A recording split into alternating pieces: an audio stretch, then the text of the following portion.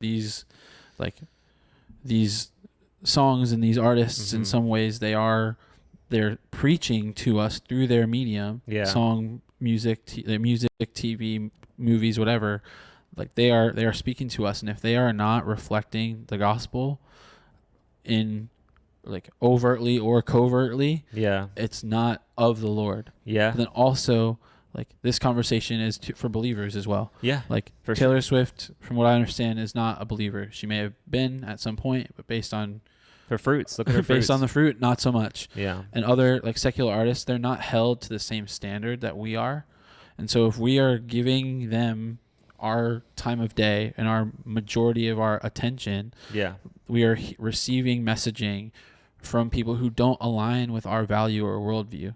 And yet, if we allow these things to permeate our minds to a degree that it changes and shifts us, it's idolatry, and it's the opposite of like the Spirit. That's what the Spirit is supposed to do.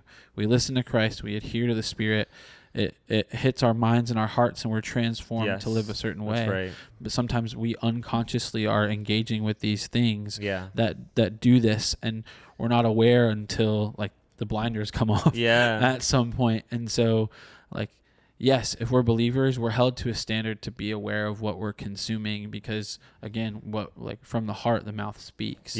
And if we're allowing that to permeate our minds and our hearts, we're going to speak similarly, and we're going to identify with things that we were never supposed to identify with. And it's a staining of holiness that we're called to. And so I think like if you like, I personally don't condemn and we're not doing that anyway. About that, but like, if you are engaging with these artists or listening to these things, like if you enjoy it on the surface level, great. But if it's transforming the way you think and act, that's the problem.